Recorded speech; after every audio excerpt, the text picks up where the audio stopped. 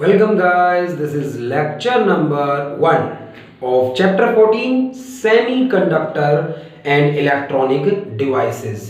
Semiconductor material के बारे में हम पढ़ेंगे कि कैसे बड़े बड़े कंप्यूटर्स को छोटा बना दिया गया है। लैपटॉप या फिर पीसी, आपका कंप्यूटर जो घर पे है उसका साइज छोटा हो गया है। पहला कंप्यूटर जब बनाया गया तो बहुत बड़े साइज का बनाया गया था, उसमें कैपेसिटर्स का यूज़ किया गया था, बहुत सारे वैक्यूम ट्यूब्स का यूज़ किया गया था, वहाँ पर रेजिस्टेंस का यूज़ किया गया था। साइज बहुत ही बड़ा होता था उस कंप्यूटर का, उस साइज को छोटा कर दिया गया है। फिर उसके बाद लैपटॉप्स और छोटे हो गए हैं, मतलब कंप्यूटर, सारा कंप्यूटर एडजस्ट कर दिया लैपटॉप के अंदर, और लैपटॉप के लगभग बराबर है आजकल हमारे एंड्रॉयड मोबाइल फोन्स जो हैं। और कैसे ये सब पॉसिबल है, छोटा कैसे साइज करते गए हैं हम। मेमोरी कार्ड जो है, एक छोटे से मेमोरी कार्ड में इतना सारा डाटा हमने सेव किया है। ये सारी चीज़ें पॉसिबल हो पाई हैं जब जाना किसके बारे में, सेमीकंडक्टर के बारे में। तो सेमीकंडक्टर के बारे में जानने के बाद ही ये सारी चीज़ें पॉसिबल हो पाई और साइज हम छोटा करते गए इलेक्ट्रॉनिक डिवाइसेस का। तो सेमीकंडक्टर के बारे में हम आज पूरा चैप्टर, मतलब आज के लेक्चर से स्टार्ट कर कर इस पूरे चैप्टर में सेमीकंडक्टर के बारे में हम पढ़ेंगे। 7 मार्क्स का ये चैप्टर है, क्लास 12 के लिए 14th चैप्टर और सिलेबस का आखिरी चैप्टर भी है ये। तो ये सिलेबस का आखिरी चैप्टर है आपके लिए और इसमें हम सेमीकंडक्टर की बात करेंगे आज इंट्रोडक्शन के साथ। बहुत सारी इंपॉर्टेंट टर्म्स इस लेक्चर 1 में हम पढ़ने वाले हैं सेमीकंडक्टर्स के बारे में।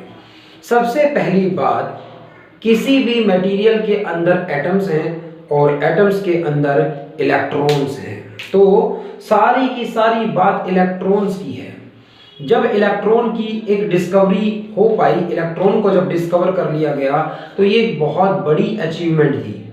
और इलेक्ट्रॉन्स स्मॉल, मास कम होता है, लाइटर पार्टिकल है इलेक्ट्रॉन, और उसके फ्लो को कंट्रोल किया जा सकता है वोल्टेज अप्लाई कर कर, वोल्टेज को कम ज़्यादा कर कर, कंट्रोल कर कर इलेक्ट्रॉन्स के फ्लो को कंट्रोल किया जा सकता है, इलेक्ट्रॉन की डायरेक्शन को कंट्रोल किया जा सकता है। तो इलेक्ट्रॉन्स के इस कंट्रोल्ड फ्लो के कारण इतने सारे डिवाइसेस पॉसिबल हो पाए।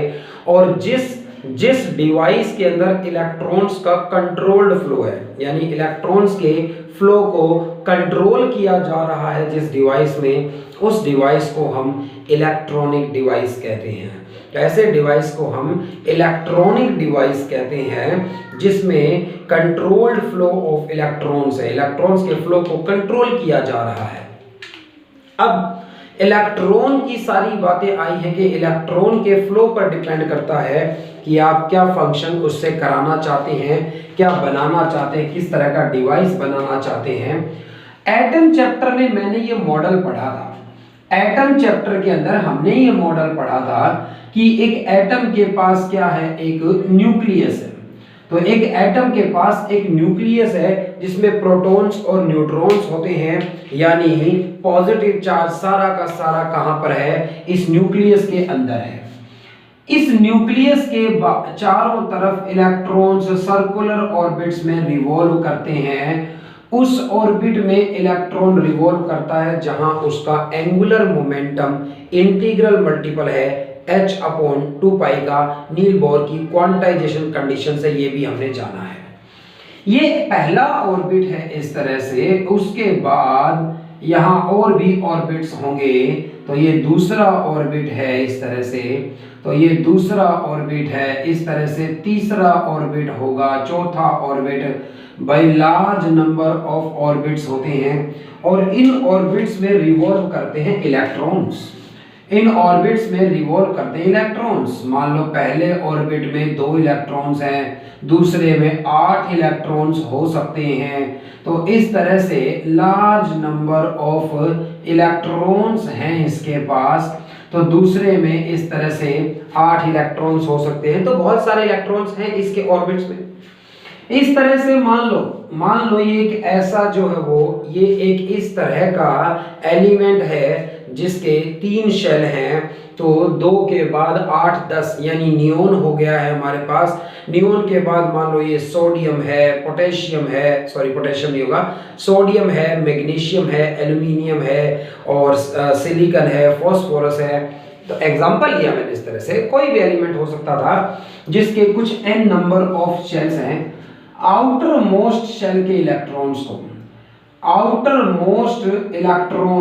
मोस्ट जो शेल है ये, तो इस आउटर मोस्ट शेल की बात करी जाए तो इस आउटर मोस्ट शेल के इलेक्ट्रॉन्स को वैलेंस इलेक्ट्रॉन्स कहा जाता है। इन्हें वैलेंस इलेक्ट्रॉन्स कहा जाता है।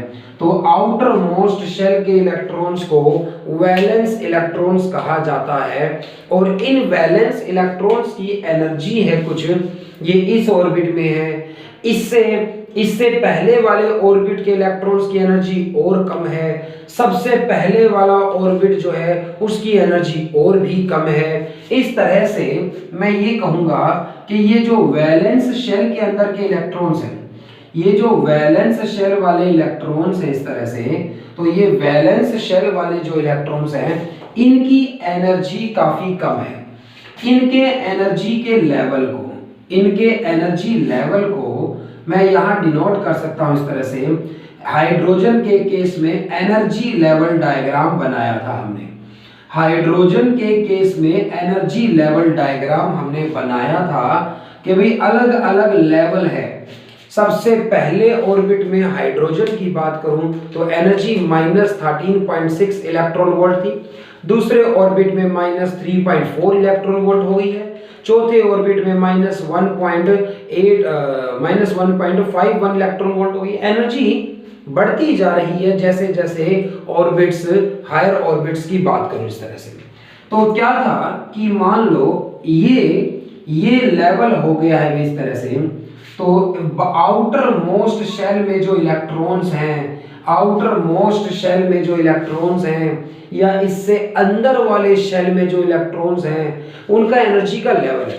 पहले ऑर्बिट के जो इलेक्ट्रॉन्स हैं वो काफी कम एनर्जी पर हैं, दूसरे ऑर्बिट के इलेक्ट्रॉन्स की एनर्जी थोड़ी ज्यादा हो गई होगी, तीसरे होगी।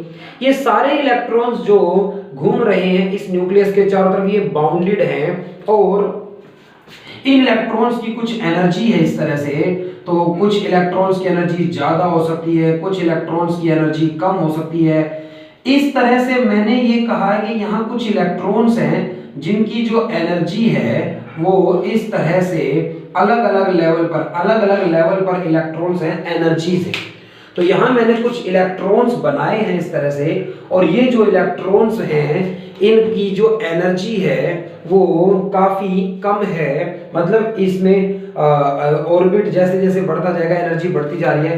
तो कुछ इलेक्ट्रॉन्स की एनर्जी काफी कम है, फिर थोड़ी ज्यादा हो गई, थोड़ी ज्यादा, ऐसे बहुत सारे इलेक्ट्रॉन्स हैं यहाँ पर, और इन इलेक्ट्रॉन्स की एनर्जी इतनी है कि ये इस न्यूक्लियस के अराउंड घूम रहे हैं। तो ये फ्री नहीं है, ये इलेक्ट्रॉन्स वैलेंस शेल में है, बाहर वाले शेल के दिखा दिए, कुछ इससे अंदर वाले शेल के दिखा दिए। तो लास्ट के शेल्स की बात करूं तो लास्ट के शेल्स के जो इलेक्ट्रॉन्स हैं उनकी एनर्जी, मतलब पहले ऑर्बिट में एनर्जी काफी कम, दूसरे में और ज्यादा हो गई, तीसरे एनर्जी बढ़ती जा रही है, बट अभी भी वो एनर्जी इतनी है कि इस न्यूक्लियस ने इन्हें बाउंड किया हुआ है और ये इस न्यूक्लियस के अराउंड रिवॉल्व कर रहे हैं। तो ये इलेक्ट्रॉन्स जो हैं इन सब की जो एनर्जी है, इन इलेक्ट्रॉन्स की जो एनर्जी है वो एनर्जी इन इलेक्ट्रॉन्स की इतनी है कि ये न्यूक्लियस के अराउंड रिवॉल्व कर रहे हैं। और इस एनर्जी बैंड को, एनर्जी का बैंड कहलाता है ये, मतलब एनर्जी के इन लेवल्स को वैलेंस बैंड का नाम दिया गया है। यानी वैलेंस बैंड में जो इलेक्ट्रॉन्स हैं वो न्यूक्लियस के अराउंड क्या कर रहे हैं, रिवॉल्व कर रहे हैं। तो ये बहुत सारे इलेक्ट्रॉन्स हैं इस तरह से, और ये अलग अलग एनर्जी लेकर रिवॉल्व कर रहे हैं, अलग अलग एनर्जी के लेवल्स पर है ये, अलग अलग एनर्जी लेवल्स पर है ये, और इस न्यूक्लियस के अराउंड रिवॉल्व कर रहे हैं। ये सारे इलेक्ट्रॉन्स वैलेंस बैंड के अंदर बैठे हैं, तो इनकी एनर्जी काफी कम है और ये वैलेंस बैंड के अंदर बैठे हैं। इस आउटर मोस्ट शेल इस आउटर मोस्ट शेल वाले इलेक्ट्रॉन की बात करूंगा। आउटर मोस्ट शेल वाले इलेक्ट्रॉन की बात करूं, सबसे बाहर वाले शेल का जो ये इलेक्ट्रॉन है, इसे थोड़ी एनर्जी अगर मिलती है तो ये एक्साइटेड होकर कहां चला जाएगा, और ऊपर वाले लेवल में चला जाएगा। इसे थोड़ी एनर्जी मिल जाए तो इसकी एनर्जी बढ़ जाएगी और ये एनर्जी के नेक्स्ट लेवल पर चला जाएगा। ठीक बात है। तो ये आउटर मोस्ट शेल वाला इलेक्ट्रॉन एनर्जी लेकर आउटर ऊपर वाले लेवल पर चला जाएगा इस तरह से, और ऊपर वाले लेवल पर चला गया, लेकिन अभी भी इस न्यूक्लियस के चारों तरफ घूम रहा है। ठीक बात है भाई, एनर्जी तो बढ़ गई लेकिन इतनी नहीं बढ़ी कि इस इलेक्ट्रॉन इस न्यूक्लियस से छोड़कर चला जाए, इस एटम को छोड़कर चला जाए, अपने पेरेंट एटम को छोड़कर चला जाए। ये इलेक्ट्रॉन इस एटम में घूम रहा है, ये एटम इस इलेक्ट्रॉन का क्या कहलाता है, पेरेंट एटम कहलाता है।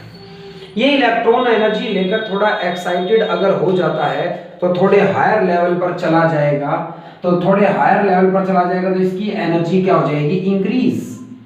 और हायर लेवल पे चला जाता तो और एनर्जी इंक्रीज हो जाती। मान लो मैं इस इलेक्ट्रॉन को इतनी एनर्जी दे दूं कि ये इन्फिनिटी वाले ऑर्बिट में चला गया है, इन्फिनिटी वाले ऑर्बिट में चला गया है, इन्फिनिटी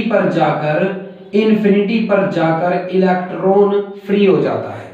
इस इलेक्ट्रॉन को इतनी एनर्जी दे दूं कि ये ऑर्बिट जंप करता करता बहुत दूर निकल गया है, इतनी दूर कि अब ये न्यूक्लियस इसे अट्रैक्ट नहीं कर पा रहा है, तो अब वो इलेक्ट्रॉन एनर्जी के उस लेवल पर चला गया है जहां ये न्यूक्लियस उसे अट्रैक्ट नहीं कर पा रहा, और अब वो इलेक्ट्रॉन फ्री हो गया है।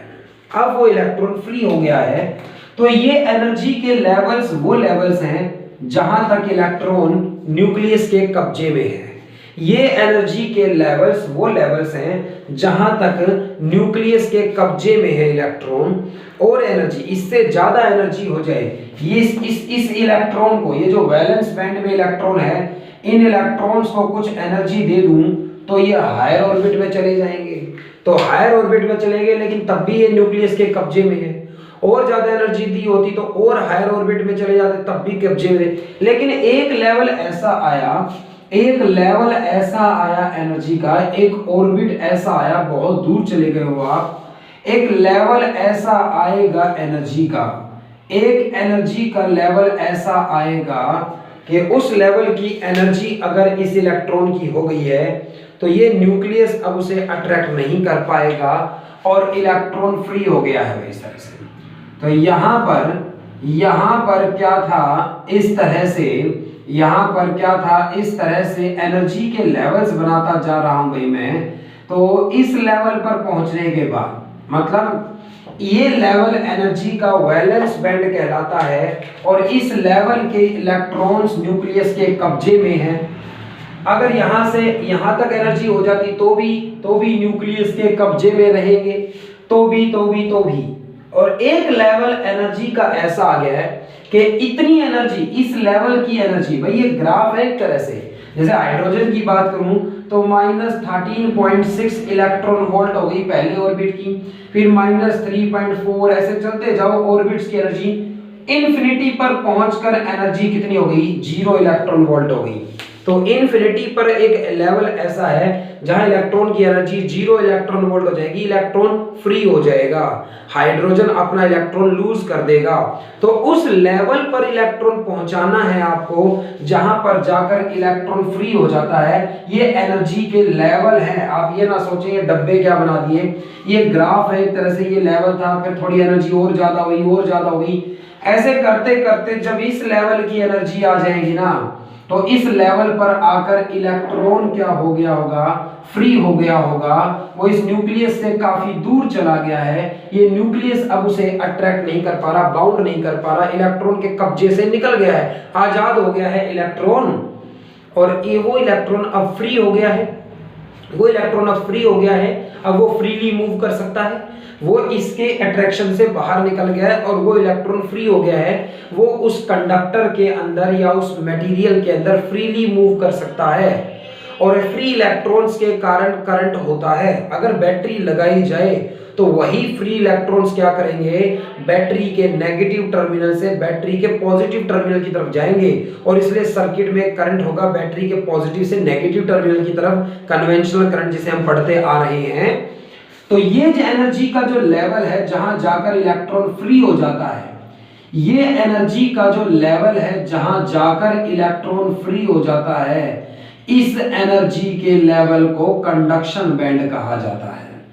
इस एनर्जी के लेवल को कंडक्शन बैंड कहा जाता है और जहां ये इलेक्ट्रॉन्स बाउंडेड हैं, इस एनर्जी के लेवल को वैलेंस बैंड कहा जाता है। हमें क्या करना है, इलेक्ट्रॉन सभी के पास है, इंसुलेटर के पास भी है, कंडक्टर के पास भी है और सेमीकंडक्टर्स के पास भी है इलेक्ट्रॉन्स, लेकिन सबका अलग अलग क्राइटेरिया बनने वाला है।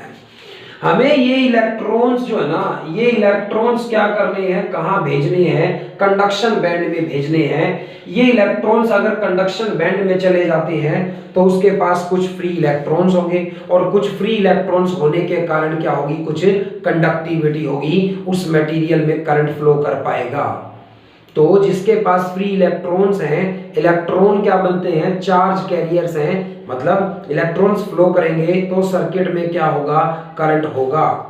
तो मुझे फ्री इलेक्ट्रॉन्स लाने हैं मटेरियल के अंदर भाई, लेकिन ऐसा करने के लिए एनर्जी की जरूरत पड़ेगी। तो यहाँ वैलेंस बैंड से इलेक्ट्रॉन्स को कंडक्शन बैंड में भेजने के लिए, मतलब एक इलेक्ट्रॉन जो इस वैलेंस शेल में रिवॉल्व कर रहा है, इस इलेक्ट्रॉन को कुछ एनर्जी देनी होगी तभी तो ये एक्साइटेड होकर बाहर जाएगा। तो इसे कुछ एनर्जी देनी होगी हमें, और कितनी एनर्जी देनी होगी मुझे, वैलेंस बैंड से कंडक्शन बैंड में इसे भेजने के लिए उसे Eg से डिनोट करते हैं, उसे Eg से डिनोट करते हैं, उसे एनर्जी गैप कह देते हैं, इसे फॉरबिडन एनर्जी गैप भी कह देते हैं, इसे फॉरबिडन एनर्जी गैप भी कह देते हैं। तो forbidden energy gap, forbidden energy gap इसका नाम है। एक इलेक्ट्रॉन को वैलेंस बैंड से कंडक्शन बैंड में भेजने के लिए एनर्जी देने की जरूरत होगी, जितनी एनर्जी देनी पड़ेगी वो फॉरबिडन एनर्जी गैप कहलाता है, या एनर्जी गैप भी कह सकते हैं उसे सिंपल, कि इतनी एनर्जी देने पर इलेक्ट्रॉन वैलेंस बैंड से कंडक्शन बैंड में चला जाएगा, इलेक्ट्रॉन फ्री हो जाएगा और फ्री इलेक्ट्रॉन्स के कारण क्या होगी, कंडक्टिविटी होगी। अब इलेक्ट्रॉन यहां से वहां भेजना हर केस में सिमिलर तो नहीं होगा, और इसीलिए ये समझना होगा कि कैसे इलेक्ट्रॉन को यहां से वहां भेजा जा सकता है। तो इलेक्ट्रॉन को यहां से वहां किस तरह से भेजा जा सकता है, इस लेक्चर 1 में ये सारी इंपॉर्टेंट बातें जान लेंगे हम। और नोट्स जरूर बनाइएगा, ये सारी चीजें लिखें भाई, ये भी चीजें लिखें आप समझने के लिए कि क्या बताने की कोशिश करी है। इतनी चीज पढ़ाई है अभी, जिसमें क्या एम था मेरा एम था कि आप जान जाएं कि वैलेंस बैंड और कंडक्शन बैंड क्या है। पहली बात, वैलेंस बैंड और कंडक्शन बैंड कोई घर मकान प्लॉट नहीं है किसी के, ये एनर्जी के क्या थे, लेवल्स हैं कि भाई इतनी एनर्जी इस ऑर्बिट में है तो इतनी एनर्जी है, इससे ऊपर वाले ऑर्बिट में जाएगा तो एनर्जी ज्यादा हो जाएगी, इससे ऊपर वाले ऑर्बिट में एनर्जी ज्यादा हो जाएगी। अगर इतनी दूर चला जाएगी, फ्री हो गया है, तो वो उसकी एनर्जी कंडक्शन बैंड के बराबर हो गई है। तो जिन इलेक्ट्रॉन्स की एनर्जी कम होती है वो वैलेंस बैंड में है, एनर्जी लेकर एक्साइटेड होंगे और हायर ऑर्बिट में जाएंगे तो एनर्जी का एक लेवल ऐसा होगा जहां पहुंचकर इलेक्ट्रॉन को न्यूक्लियस अट्रैक्ट नहीं कर सकता, इलेक्ट्रॉन फ्री हो गया है, उस एनर्जी के लेवल को कंडक्शन बैंड कहेंगे। तो कंडक्शन बैंड क्या है और वैलेंस बैंड क्या है, इतनी बात को समझने के बाद आइए कंडक्शन बैंड और वैलेंस बैंड के बिहाफ पर ही तो मटेरियल्स डिवाइड हुए हैं। कंडक्शन बैंड और वैलेंस बैंड के बिहाफ पर ही हमने मटेरियल्स को डिवाइड किया है 3 पार्ट्स में। और पहला पार्ट है भाई, पहला पार्ट कौन होता है भाई, मेटल्स होते हैं। मेटल्स जिनको क्या किस कैटेगरी के अंदर डाला गया है, मेटल्स जिनको कंडक्टर की कैटेगरी के अंदर डाला गया है। मेटल्स क्या होते हैं, कंडक्टर होते हैं भाई। मरकरी को छोड़ दिया जाए तो मोस्ट ऑफ द मेटल्स जो होते हैं, metals good conductor of heat and electricity होते हैं। क्यों? क्योंकि इनके पास फ्री इलेक्ट्रॉन्स होते हैं। इनके पास फ्री इलेक्ट्रॉन्स कहां से आए? मेटल्स की बात करेंगे कि मेटल्स कंडक्टर की कैटेगरी में किस तरह से रखे गए हैं। दूसरी बात हम जानना चाहते हैं इंसुलेटर के बारे में। तो इंसुलेटर के बारे में समझेंगे कि इंसुलेटर बैड कंडक्टर कौन होते हैं। और तीसरी बार हम जानेंगे सेमीकंडक्टर्स की बात करेंगे, सेमीकंडक्टर्स की बात करेंगे और सेमीकंडक्टर जो होते हैं उनके बारे में बात करेंगे कि सेमीकंडक्टर का क्या क्राइटेरिया होता है। इन तीनों को कंपेयर करेंगे इस तरह से। तो इन तीनों को कंपेयर किया जाए और ये चीज आपसे पेपर में पूछी जा सकती है। एनर्जी लेवल डायग्राम पढ़ाने वाला हूं मैं, एनर्जी लेवल डायग्राम आपको पढ़ाने वाला हूं मैं। पेपर में आपको कहा जाएगा ड्रॉ एनर्जी लेवल डायग्राम्स। ये एनर्जी लेवल डायग्राम्स मतलब वैलेंस बैंड और कंडक्शन बैंड बनाकर दिखाने हैं और उसे एनर्जी लेवल डायग्राम कहा जाता है। Energy level diagram in metals, conductors में, इंसुलेटर्स में और सेमीकंडक्टर्स में आपसे पूछा जाए। पहली बात तो ये है, मेटल्स की रेजिस्टिविटी की बात आती है रो।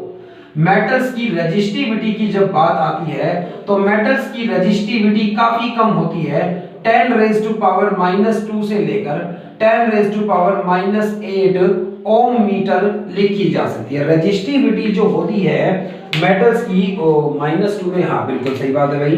तो रेजिस्टिविटी जो मेटल्स की होती है वो काफी कम होती है और कम होती है रेजिस्टिविटी, इसलिए कंडक्टिविटी ज्यादा होती है मेटल्स की।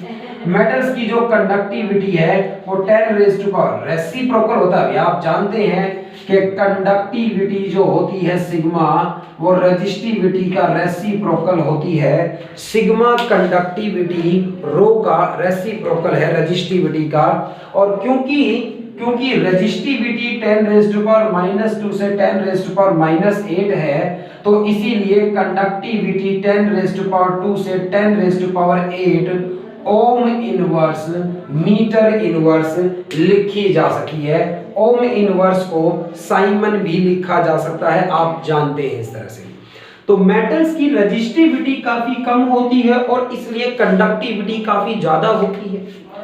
इंसुलेटर्स की रेजिस्टिविटी काफी ज्यादा है। 10⁻8 की टर्म्स में, 10⁻8 की टर्म्स में ओम मीटर तो 10⁻8 की टर्म्स में ओम मीटर लिखा जाए, इतनी रेजिस्टिविटी होती है किसकी, इंसुलेटर्स की। 10⁻8 बहुत ज्यादा रेजिस्टिविटी होती है और इसलिए conductivity 10⁻⁻8 ohm inverse metre inverse की रेंज में होती है इस तरह से। तो रेजिस्टिविटी, कंडक्टिविटी रेसिप्रोकल है एक दूसरे के।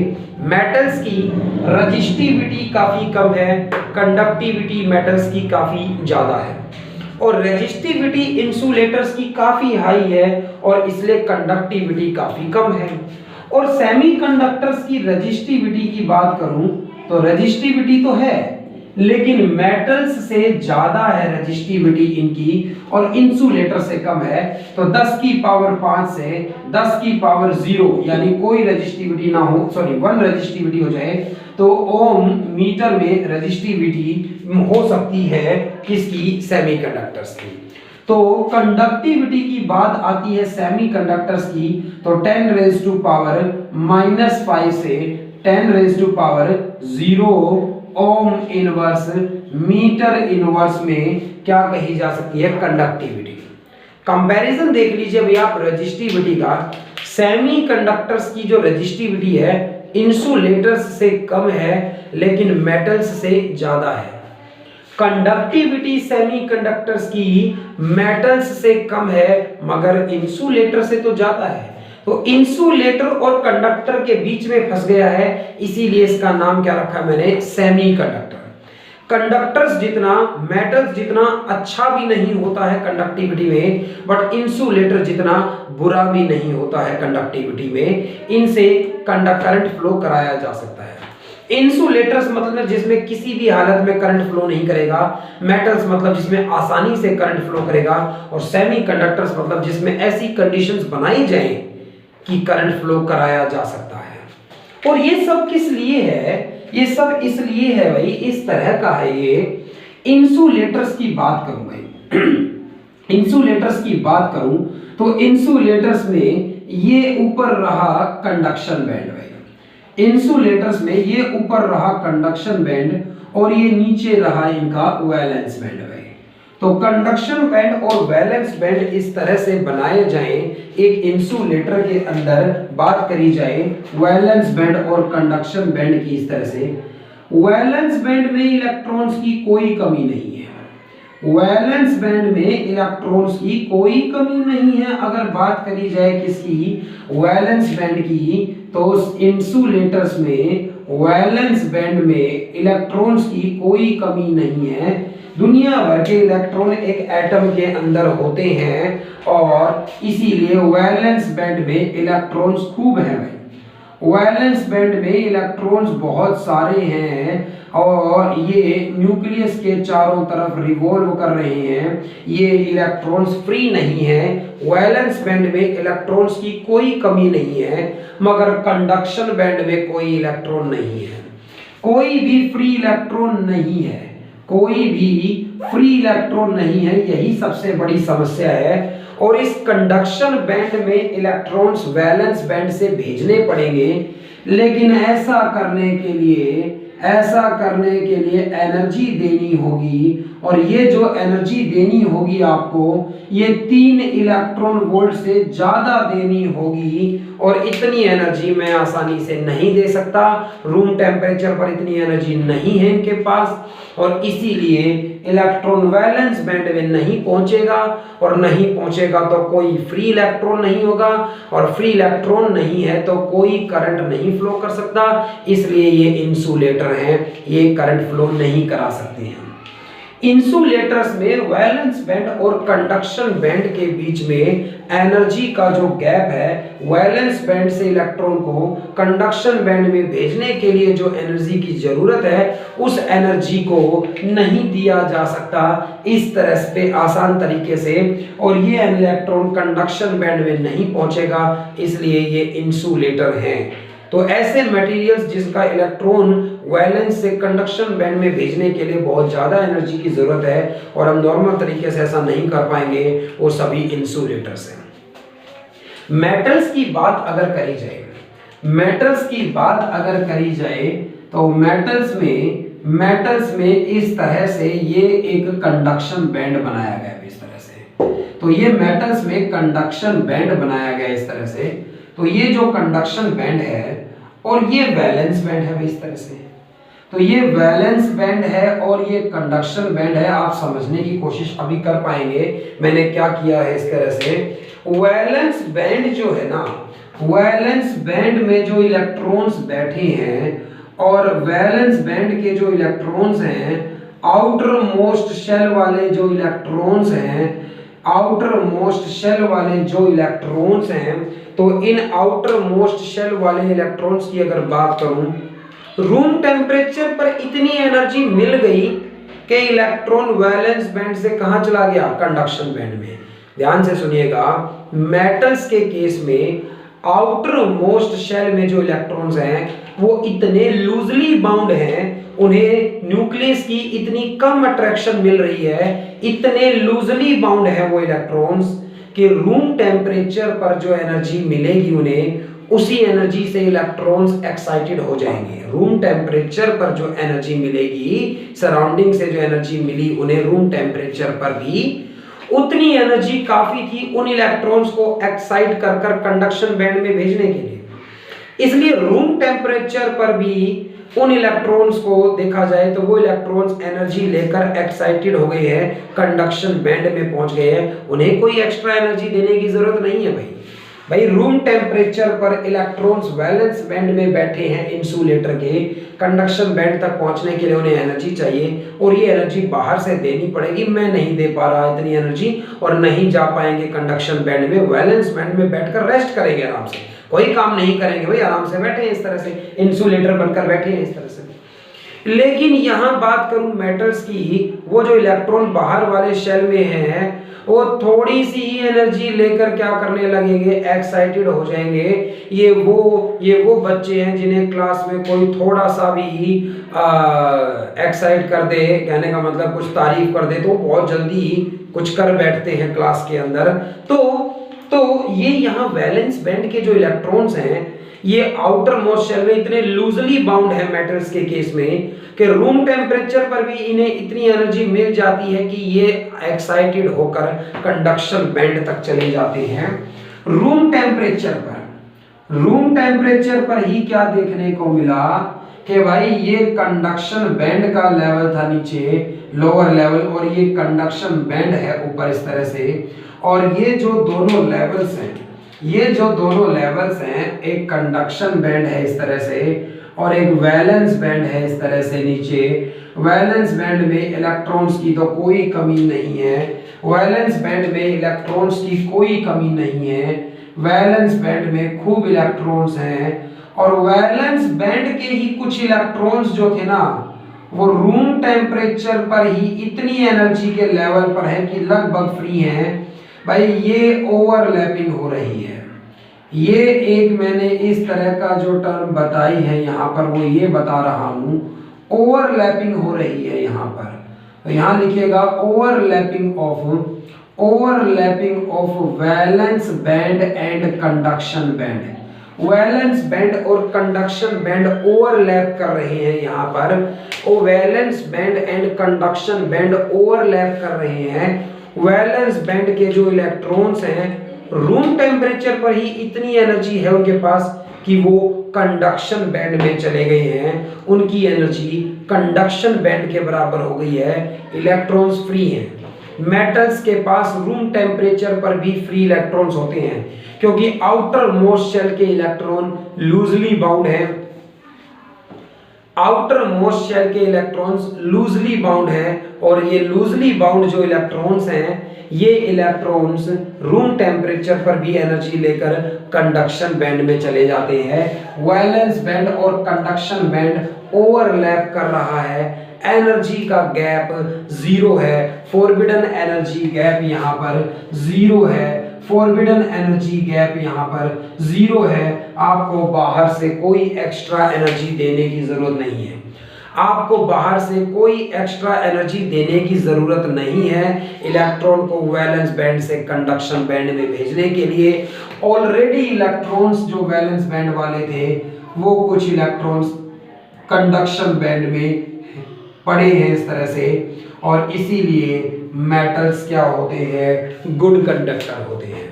इसलिए मेटल्स क्या होते हैं, कंडक्टर होते हैं इलेक्ट्रिसिटी के, और क्योंकि इलेक्ट्रॉन्स फ्री रहते हैं मेटल्स के केस में। सेमीकंडक्टर की बात अगर करी जाए तो सेमीकंडक्टर के केस में ये रहा कंडक्शन बैंड भाई, और सेमीकंडक्टर के केस में ये रहा वैलेंस बैंड भाई इस तरह से। तो ये कंडक्शन बैंड और वैलेंस बैंड है सेमीकंडक्टर के केस में, और वैलेंस बैंड में ये जो एनर्जी के लेवल है, वैलेंस बैंड में ये जो एनर्जी के लेवल्स हैं इस तरह से, इसमें इलेक्ट्रॉन्स बहुत सारे हैं भाई इस तरह से। और ये कंडक्शन बैंड में लेवल की बात करूं, यहाँ पर क्या होने वाला है, इसमें क्या देखने को मिलने वाला है, आपको क्या देखने को मिलेगा यहाँ पर बात करी जाए इस तरह से। तो भाई यहाँ वैलेंस बैंड और कंडक्शन बैंड की बात अगर करी जाए, वैलेंस बैंड में इलेक्ट्रॉन्स की कोई कमी नहीं है भाई सेमीकंडक्टर के पास। वैलेंस बैंड में इलेक्ट्रॉन्स की कोई कमी नहीं है सेमीकंडक्टर के केस में। वैलेंस बैंड में इलेक्ट्रॉन्स की कोई कमी नहीं है सेमीकंडक्टर के केस में। और कंडक्शन बैंड तक इन्हें पहुंचाने के लिए जो एनर्जी देनी पड़ेगी वो 3 इलेक्ट्रॉन वोल्ट से कम देनी पड़ेगी, और इतनी एनर्जी दी जा सकती है। वैलेंस बैंड में काफी इलेक्ट्रॉन्स हैं सेमीकंडक्टर के पास। कौन है सेमीकंडक्टर? सिलिकॉन है सेमीकंडक्टर, जर्मेनियम है सेमीकंडक्टर। तो कंडक्टर्स का आपको पूछा जाए energy band diagram, energy band diagram कहेंगे इसे, एनर्जी बैंड डायग्राम आपसे पूछा जाए, एनर्जी बैंड डायग्राम आपसे पूछा जाए कंडक्टर्स का या कह दे एनर्जी बैंड डायग्राम बताइए मेटल्स का एक ही बात है। एनर्जी बैंड डायग्राम इंसुलेटर्स का, एनर्जी बैंड डायग्राम है ये इंसुलेटर का, तो एनर्जी बैंड डायग्राम है ये इंसुलेटर्स का।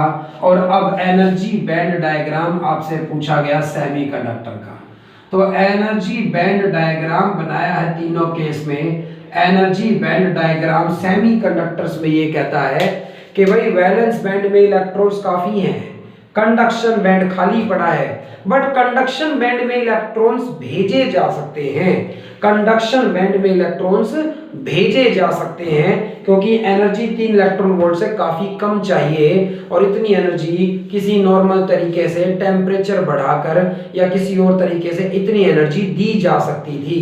और इतनी एनर्जी अगर दी जा सकती थी तो ये इलेक्ट्रॉन्स वैलेंस बैंड से कंडक्शन बैंड में पहुंच सकते हैं और इसलिए सेमीकंडक्टर कंडक्ट कर सकता है, उसकी कुछ कंडक्टिविटी हो सकती है। आपको याद भी आएगा चैप्टर नंबर 3 करंट इलेक्ट्रिसिटी, जहां टेम्परेचर की डिपेंडेंसी पढ़ी थी हमने रेजिस्टिविटी और कंडक्टिविटी पर।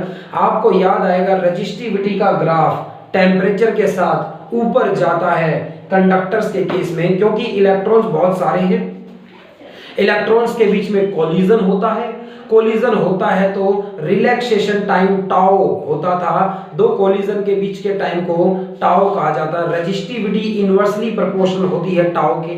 टेम्परेचर बढ़ने पर इलेक्ट्रॉन्स ज्यादा कोलिजन करेंगे, ज्यादा कोलिजन करेंगे तो रिलैक्सेशन टाइम घटेगा, रिलैक्सेशन टाइम घटेगा तो रेजिस्टिविटी बढ़ेगी। तो टेम्परेचर के बढ़ने से मेटल्स की रेजिस्टिविटी बढ़ती है और मेटल्स की कंडक्टिविटी घटती है टेम्परेचर के बढ़ने से। सेमीकंडक्टर का ग्राफ भी वहीं पर बनाया था हमने। टेम्परेचर बढ़ने पर इलेक्ट्रॉन्स वैलेंस बैंड से एक्साइट होकर कंडक्शन बैंड में जाएंगे, यानी फ्री इलेक्ट्रॉन्स बढ़ेंगे।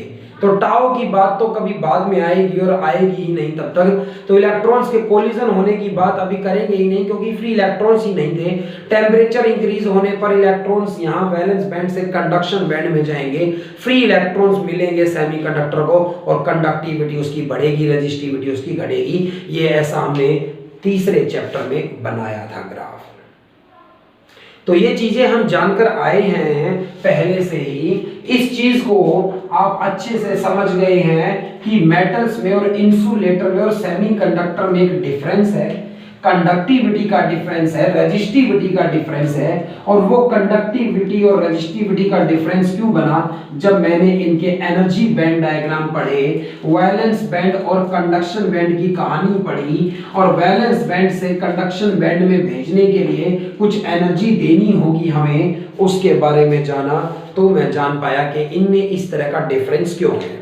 तो इनमें इस तरह का डिफरेंस क्यों है ये बात हम जान पाए हैं जब मैंने इनके एनर्जी बैंड डायग्राम को पढ़ा है। अब एनर्जी बैंड डायग्राम के बाद सेमीकंडक्टर की हम बात करेंगे। तो सेमीकंडक्टर के बारे में ये पूरा चैप्टर पढ़ना है हमें, मेटल्स और इंसुलेटर के बारे में नहीं पढ़ना है। तो सेमीकंडक्टर के बारे में पूरा चैप्टर अगर मुझे पढ़ना है तो सेमीकंडक्टर की ही स्पेशल बात करते हैं, सेमीकंडक्टर की ही स्पेशल बात करेंगे इस तरह से। और सेमीकंडक्टर की स्पेशल बात यह है, सेमीकंडक्टर दो तरह के होते हैं। सेमीकंडक्टर दो तरह के होते हैं। एक नंबर एक टाइप होता है इंट्रिंसिक सेमीकंडक्टर, एक टाइप सेमीकंडक्टर का होता है इंट्रिंसिक सेमीकंडक्टर। तो इंट्रिंसिक सेमीकंडक्टर और दूसरा होता है एक्सट्रिंसिक सेमीकंडक्टर। इंट्रिंसिक सेमीकंडक्टर पहला टाइप है सेमीकंडक्टर्स का, और इंट्रिंसिक सेमीकंडक्टर और दूसरा सेमीकंडक्टर होता है एक्सट्रिंसिक सेमीकंडक्टर। दोनों को पढ़ना है, दोनों में पेपर में डिफरेंस पूछा जाएगा, क्वेश्चन बन जाएगा differentiate intrinsic semiconductor and extrinsic semiconductor. Intrinsic semiconductor और एक्सट्रिंसिक सेमीकंडक्टर दोनों के बारे में जानने का मौका मिलेगा और दोनों से डिफरेंस में क्वेश्चन पूछे जा सकते हैं, प्रॉपर्टीज पूछी जा सकती हैं, सारी चीजों को समझेंगे। इंट्रिंसिक सेमीकंडक्टर की जब बात आई है तो भाई प्योर सेमीकंडक्टर्स को इंट्रिंसिक सेमीकंडक्टर कहा जाता है, और प्योर वालों में कुछ मिलावट कर दी जाए, जैसे दिवाली पर और फेस्टिवल्स पर मिठाई में मिलावट कर दी है, दूध जो मिला था बिल्कुल प्योर था, उससे जो खोआ बनाया गया वो बिल्कुल प्योर था, वो इंट्रिंसिक था। और भाई पूर्ति करने के लिए, थोड़ा सा टेस्ट बढ़ाने के लिए जो मिलावट की गई है उसे इम्प्योरिटी कहूंगा, और उस इम्प्योरिटी के कारण जो टेस्ट में, भाई क्या करें, अब इम्प्योरिटी खाकर ही टेस्ट बढ़ रहा है, आदत हो गई है शहर वालों को। तो क्या है कि उस खोए के अंदर, उस प्योर खोए के अंदर, उस इंट्रिंसिक के अंदर जब थोड़ी सी मिलावट करी गई तो टेस्ट बढ़ गया, कंडक्टिविटी बढ़ गई, एक्सट्रिंसिक बन गया। प्योर सेमीकंडक्टर जो होते हैं सिलिकॉन और जर्मेनियम, भाई एटॉमिक माफ कीजिएगा, क्या मैं बताना चाहता था, पीरियोडिक टेबल के 14वें ग्रुप में चले जाएं अगर हम, तो कार्बन के बाद सिलिकॉन के बाद जर्मेनियम। तो पीरियोडिक टेबल के 14वें ग्रुप में जिन्हें हम मेटलॉइड्स की प्रॉपर्टी में डाल देते हैं, मेटल्स होते हैं लेफ्ट में, नॉन मेटल्स होते हैं राइट में, और यहाँ मिडल में कुछ रेंज किसकी होती है, मेटलॉइड्स की होती है। वहीं से दो उठा लिए हैं मैंने, सिलिकॉन और जर्मेनियम। वो प्योर सेमीकंडक्टर है भाई, उनकी कंडक्टिविटी मेटल्स से कम है, लेकिन नॉन मेटल से या कहिए इंसुलेटर से ज्यादा है उनकी कंडक्टिविटी, उन्हें सेमीकंडक्टर कहा जाता है। सिलिकॉन और जर्मेनियम को प्योर सेमीकंडक्टर कहा जाता है, उन्हीं प्योर सेमीकंडक्टर्स को इंट्रिंसिक सेमीकंडक्टर कहा जाता है। इन इंट्रिंसिक सेमीकंडक्टर्स में कुछ मिलावट करनी पड़ेगी, कुछ इंप्योरिटी ऐड करनी पड़ेगी, और उस इंप्योरिटी को ऐड करने पर बनेगा एक्सट्रिंसिक सेमीकंडक्टर। जानेंगे एक्सट्रिंसिक के बारे में भी, लेकिन उससे पहले इंट्रिंसिक सेमीकंडक्टर की बात आई है। द प्योर सेमीकंडक्टर्स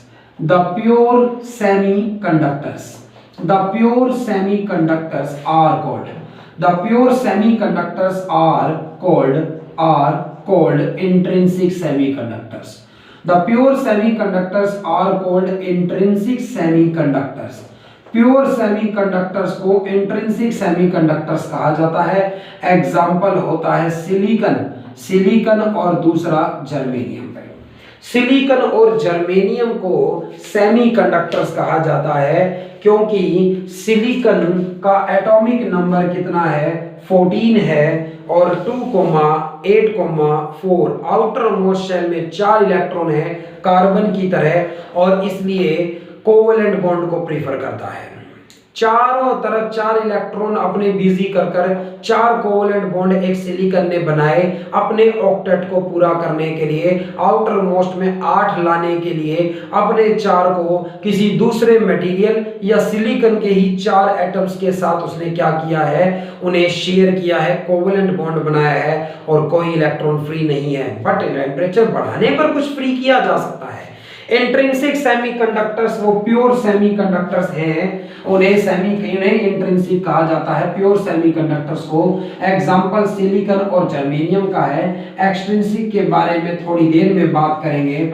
तो प्योर सेमीकंडक्टर्स को इंट्रिंसिक सेमीकंडक्टर्स कहा जाता है, सिलिकॉन और जर्मेनियम को इंट्रिंसिक सेमीकंडक्टर कहा जाता है। ये प्योर सेमीकंडक्टर्स है। कहानी पढ़ते हैं कि भाई क्या है, कैसे इनकी कंडक्टिविटी है, क्या चक्कर है इनका। तो सबसे पहली बात इंट्रिंसिक सेमीकंडक्टर के बारे में पढ़ते हैं।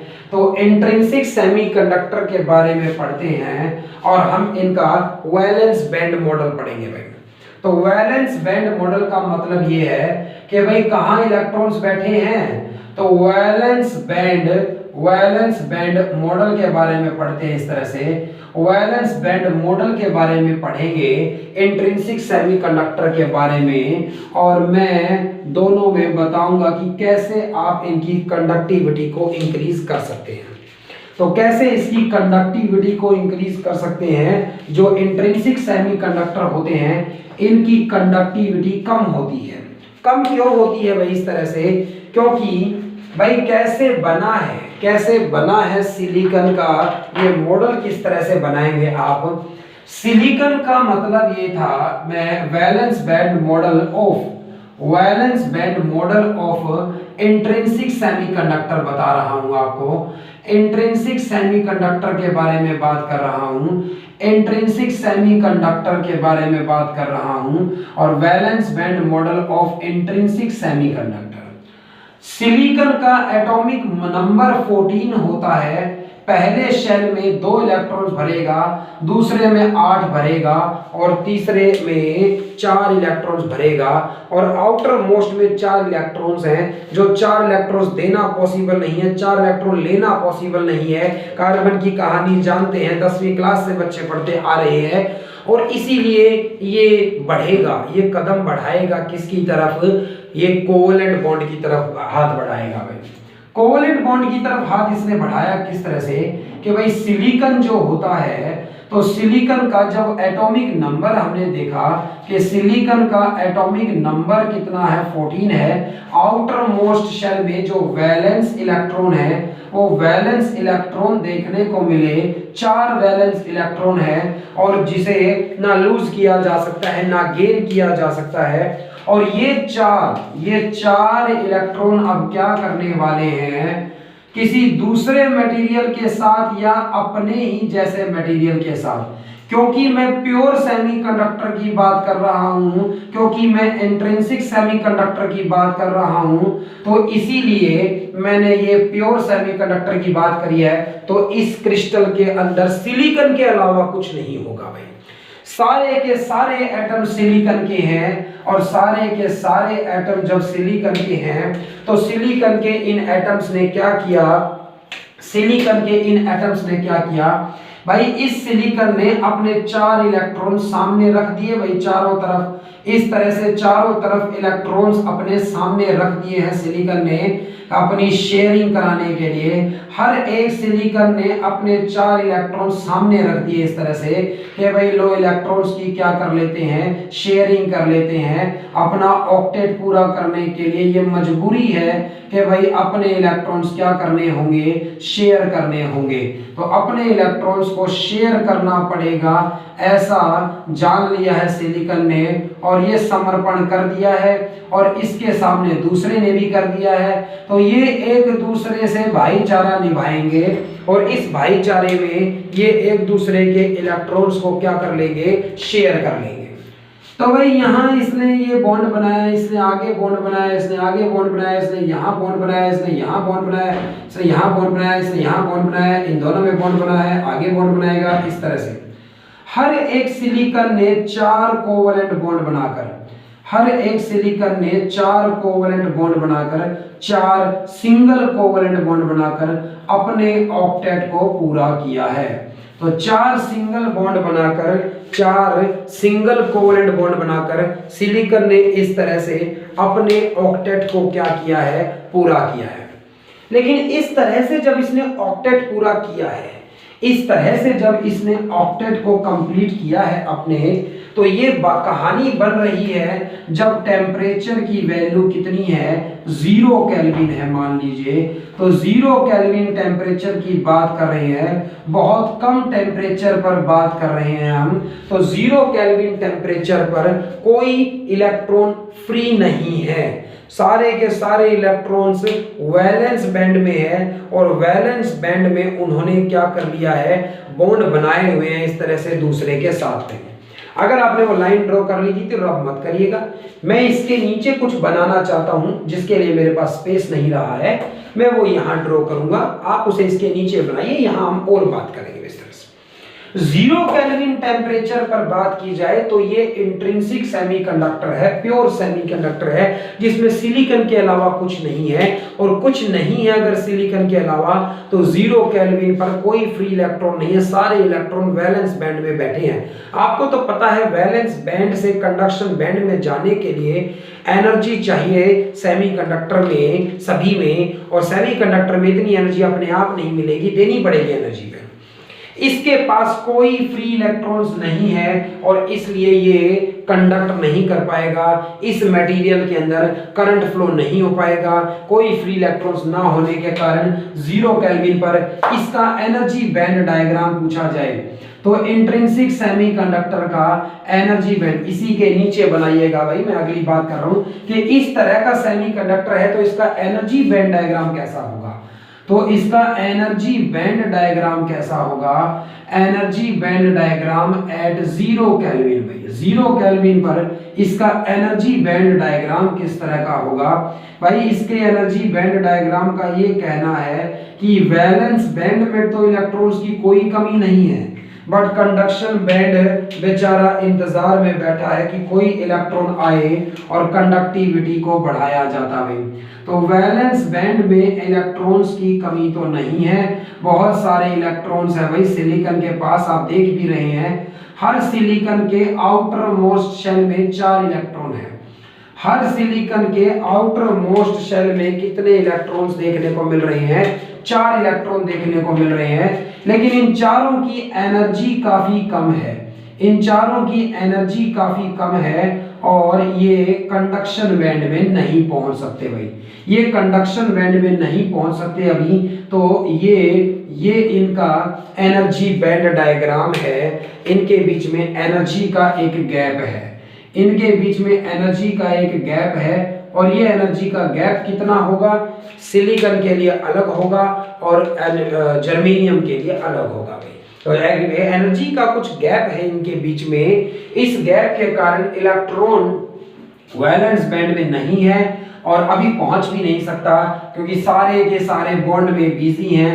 0 केल्विन टेम्परेचर पर कोई फ्री इलेक्ट्रॉन इंट्रिंसिक सेमीकंडक्टर के पास नहीं है, और इंट्रिंसिक सेमीकंडक्टर के पास जब फ्री इलेक्ट्रॉन नहीं है तो कोई कंडक्टिविटी अभी नहीं होगी। ये इंट्रिंसिक सेमीकंडक्टर की डिसएडवांटेज है कि भाई टेम्परेचर जब तक ना बढ़ाऊं कोई कंडक्टिविटी नहीं होगी। टेम्परेचर बढ़ने पर क्या होगा? तो इस तरह से आपने ये लाइन खींची थी, तो मैं इधर बात करता हूं टेम्परेचर बढ़ाने पर क्या होने वाला है। तो टेम्परेचर बढ़ाने पर क्या होने वाला है?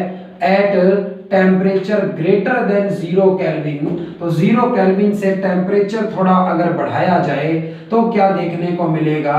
अभी बताता हूं भाई मैं आपको। ये सिलिकॉन है, इस तरह से वैलेंसी इसकी 4 है, तो 4 इलेक्ट्रॉन वैलेंस शेल में है इसके पास। और ये सिलिकॉन इस तरह से जो बनाए गए हैं, वैलेंसी सिलिकॉन की कितनी है? 4 है। मतलब आउटर मोस्ट शेल में कितने इलेक्ट्रॉन्स हैं? 4 इलेक्ट्रॉन्स हैं आउटर मोस्ट शेल में। इस तरह से ये सिलिकॉन बनाया मैंने इस तरह से। और क्या देखने को मिलेगा? आप इसको तब बनाइएगा जब मैं इसे कंप्लीट बना दूं, नहीं तो आपको बार बार इरेज करना पड़ेगा। तो मैं इसे पहले सिंपल बनाऊंगा जैसे पहले बनाया गया था, फिर मैं इसमें चेंजेस करूंगा, तो आप फाइनल बनाइएगा चेंजेस करने के बाद, नहीं तो आप बार बार इरेज नहीं कर पाएंगे। या फिर पेंसिल से बनाइए समझने के लिए कि हर सिलिकॉन के पास 4 इलेक्ट्रॉन्स थे। हर सिलिकॉन के वैलेंस शेल में 4 इलेक्ट्रॉन्स थे और अपने 4 इलेक्ट्रॉन्स को इस तरह से शेयर करेगा, वैलेंस बैंड को कोवेलेंट बॉन्ड बनाने के लिए शेयर करेगा इस क्रिस्टल के अंदर। अभी जो मैंने पहले बनाया था सेम कंडीशन बना दी भाई मैंने। अगर टेम्परेचर 0 केल्विन है तो इस तरह से सारे के सारे इलेक्ट्रॉन्स जो है वो बॉन्ड में बिजी हैं। इसने यहाँ बॉन्ड बनाया हुआ है, यहाँ बॉन्ड बनाया हुआ है, यहाँ पर है, यहाँ पर इस तरह से। तो इस तरह से इसने बॉन्डिंग की हुई है। अभी डायग्राम ना बनाइएगा, मैं इस डायग्राम में बदलाव करूंगा थोड़ा सा, मैं बताऊंगा कि भाई काम कैसे कर रहा है। इसलिए स्टार्टिंग में मैंने सिमिलर बना दिया है आपको वर्किंग समझाने के लिए इसकी। तो ये इस तरह से एक इंट्रिंसिक सेमीकंडक्टर मैंने बनाया है। इंट्रिंसिक सेमीकंडक्टर है ये, और टेम्परेचर अगर 0 केल्विन होगा तो कोई इलेक्ट्रॉन फ्री नहीं होगा। Pure semiconductors are called intrinsic semiconductor. सारे इलेक्ट्रॉन वैलेंस बैंड में बैठे हैं, कंडक्शन बैंड खाली पड़ा है। वैलेंस बैंड से इलेक्ट्रॉन को कंडक्शन बैंड में भेजने के लिए एनर्जी की जरूरत है, ये एनर्जी देनी पड़ेगी। मैंने टेम्परेचर बढ़ाया सेमीकंडक्टर का, कई तरीके हो सकते हैं। सनलाइट डालकर बढ़ाया जा सकता है, हीट कर कर बढ़ाया जा सकता है, या फिर हो सकता है दूसरे इलेक्ट्रॉन से एनर्जी दी जाए इसको। तो इलेक्ट्रॉन्स से एनर्जी दी जाए इसको इस तरह से। मान लीजिए टेम्परेचर जब मैंने इंक्रीज किया तो इलेक्ट्रॉन्स को एनर्जी मिलनी स्टार्ट हुई है भाई। यहां से इस इलेक्ट्रॉन को इतनी एनर्जी मिल गई कि यहाँ जो इलेक्ट्रॉन था वो इलेक्ट्रॉन एक्साइटेड हो गया है, उसे इतनी एनर्जी मिल गई है कि वो वैलेंस बैंड से कंडक्शन बैंड में चला गया है। मैंने एनर्जी बैंड डायग्राम पढ़ाए हैं आते ही, और वहां लिखा है कि सेमीकंडक्टर्स के केस में वैलेंस बैंड से कंडक्शन बैंड में इलेक्ट्रॉन को भेजा जा सकता है एनर्जी देकर। 3 इलेक्ट्रॉन वोल्ट से कम ये एनर्जी चाहिए थी, और इतनी एनर्जी दी जा सकती है इलेक्ट्रॉन को वैलेंस बैंड से कंडक्शन बैंड में भेजने के लिए। यहां से एक इलेक्ट्रॉन निकल गया है, सिलिकॉन ने एक इलेक्ट्रॉन लूज कर दिया है और वो इलेक्ट्रॉन कंडक्शन बैंड में चला गया। उसकी एनर्जी इतनी हो गई है कि वो कंडक्शन बैंड में चला गया है। यहां एक इलेक्ट्रॉन था पहले, अब एक इलेक्ट्रॉन नहीं है यहां पर। तो यहां से एक इलेक्ट्रॉन जब भाग गया है तो एक नए इलेक्ट्रॉन के आने के लिए जगह छोड़ गया है। भाई जगह क्यों छोड़ गया, अभी ऐसा क्यों कह रहा हूं मैं, क्योंकि सिलिकॉन ने एक इलेक्ट्रॉन लूज किया है तो सिलिकॉन पॉजिटिवली चार्ज्ड आयन बन गया है। सिलिकॉन ने एक इलेक्ट्रॉन लूज किया है अगर, तो सिलिकॉन पॉजिटिवली चार्ज्ड आयन बन गया है। तो भाई पॉजिटिवली चार्ज्ड आयन बन गया है, इफेक्टिव चार्ज न्यूक्लियस का बढ़ गया है कि पहले 14 इलेक्ट्रॉन्स को 14 प्रोटॉन्स अट्रैक्ट कर रहे थे, बट अब 13 इलेक्ट्रॉन्स को 14 प्रोटॉन्स अट्रैक्ट कर रहे हैं। अट्रैक्शन ज्यादा हो गई है। अब कोई और इलेक्ट्रॉन कहीं से आ जाए कम एनर्जी वाला, तो ये उसे अपने अंदर फिट कर लेगा। भाई तो ये उसे अपने अंदर फिट कर लेगा इस तरह से। तो इलेक्ट्रॉन यहां से निकला है तो एक इलेक्ट्रॉन की जगह छोड़कर गया है कि एक नया इलेक्ट्रॉन आ सकता है यहाँ पर, और एक नया इलेक्ट्रॉन यहाँ पर आ सकता है। तो यहाँ पर वैकेंसी ऑफ इलेक्ट्रॉन हो गई है। भाई यहाँ वैकेंसी ऑफ इलेक्ट्रॉन हो गई है, और इस इलेक्ट्रॉन की वैकेंसी को, कि एक इलेक्ट्रॉन यहाँ आकर सीट खाली पड़ी है भाई, आकर बैठ सकता है, और इस वैकेंसी ऑफ इलेक्ट्रॉन को होल कहा जाता है। इस होल के पास ये सिर्फ और सिर्फ एक इलेक्ट्रॉन की वैकेंसी है कि एक इलेक्ट्रॉन यहां आकर बैठ सकता है, और इस वैकेंसी को होल कहा जाता है। और इस होल का चार्ज पॉजिटिव है, इलेक्ट्रॉन के इक्वल ही पॉजिटिव चार्ज है इसके पास में। तो इस होल का प्लस ई चार्ज है, एक इलेक्ट्रॉन का जितना चार्ज है उतना ही चार्ज इस होल के पास है।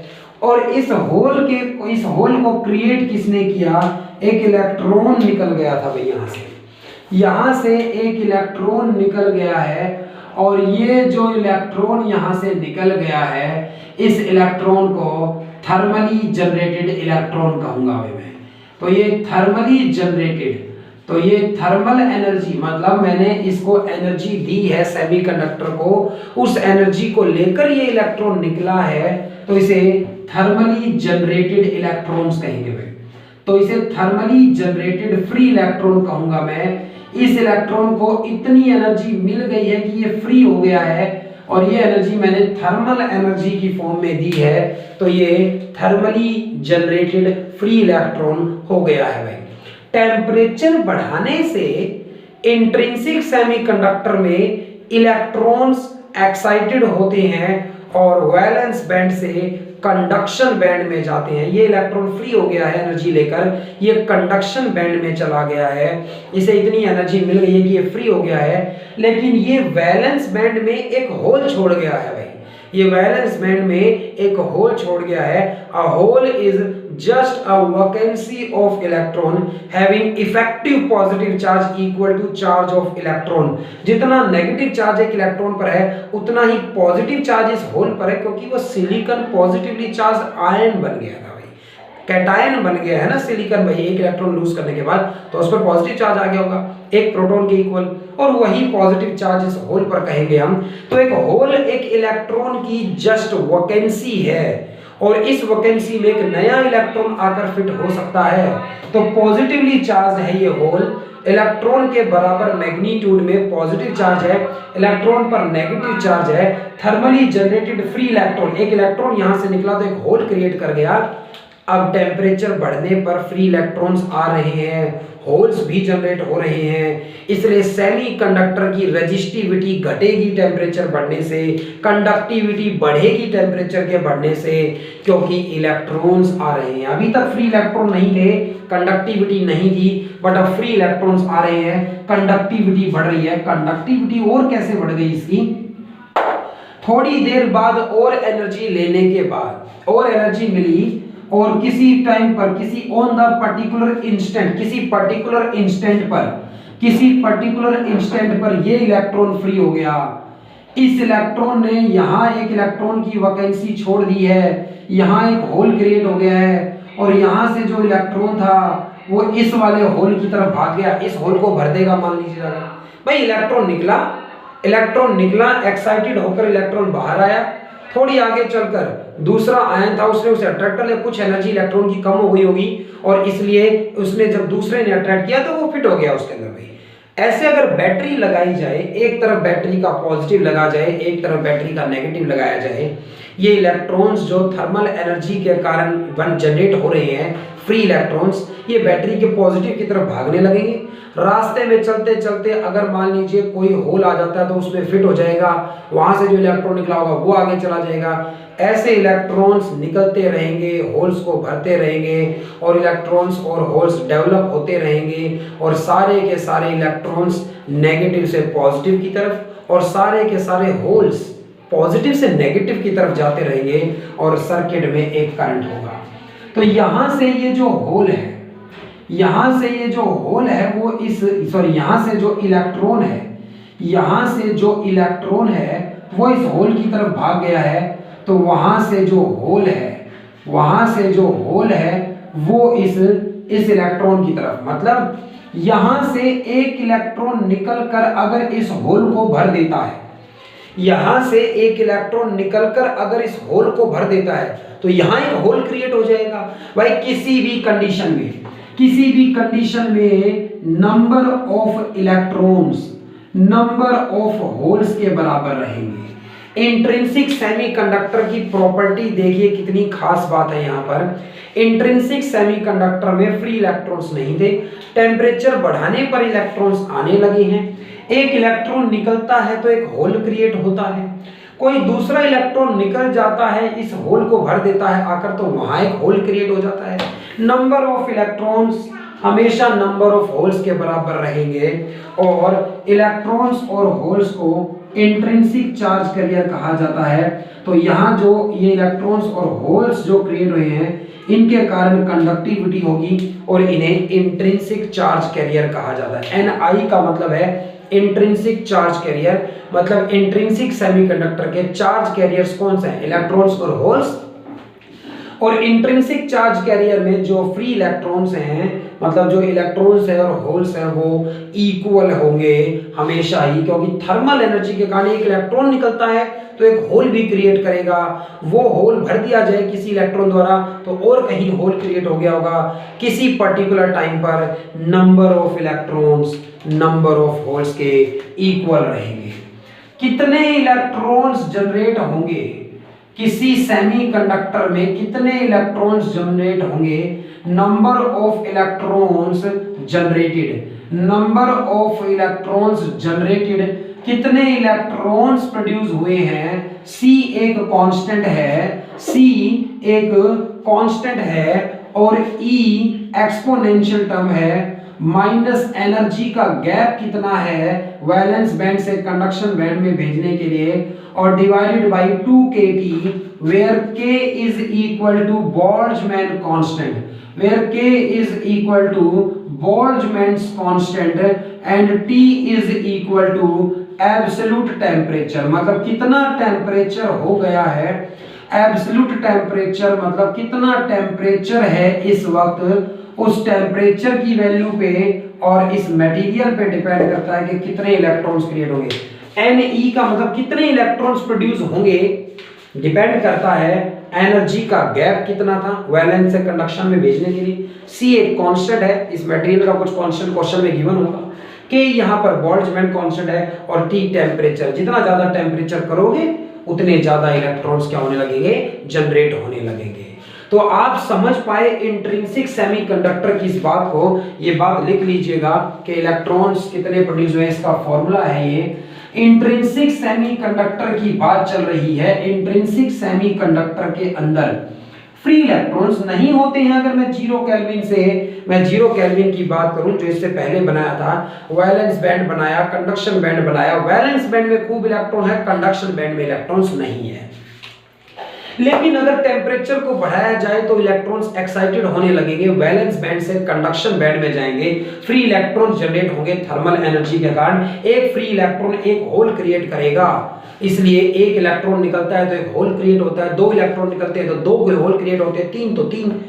Ne इलेक्ट्रॉन्स निकले हैं तो N ही होल्स निकलेंगे। NH का मतलब नंबर ऑफ होल्स और Ne का मतलब है नंबर ऑफ इलेक्ट्रॉन्स। तो इन इंट्रिंसिक भाई ये प्रॉपर्टी बन गई है, भाई ये बहुत सारी प्रॉपर्टी बनेगी, और ये प्रॉपर्टी बन गई है कि इन इंट्रिंसिक सेमीकंडक्टर, ये प्रॉपर्टी बन गई है कि in intrinsic semiconductor number of electrons, in intrinsic semiconductor number of electrons is equal to number of holes. In intrinsic semiconductor number of electrons is equal to number of holes होते हैं। ये property होती है Ne is equal to NH होता है, ये intrinsic semiconductor की property है। भाई मैं आपको डिफरेंस कर लिखने के लिए कहूंगा, तब इंट्रिंसिक में और एक्सट्रिंसिक में डिफरेंस लिखेंगे हम। पहले एक्सट्रिंसिक के बारे में पढ़ेंगे तब डिफरेंस लिखेंगे हम। बात आती है एनर्जी बैंड डायग्राम की, और एनर्जी बैंड डायग्राम बनाना है मुझे एट टेम्परेचर 0 केल्विन से जब ज्यादा है। तो ये बनाया भाई मैंने कंडक्शन बैंड, तो ये कंडक्शन बैंड है और ये यहाँ पर वैलेंस बैंड है। तो ये यहाँ पर वैलेंस बैंड है और ये यहाँ पर कंडक्शन बैंड है।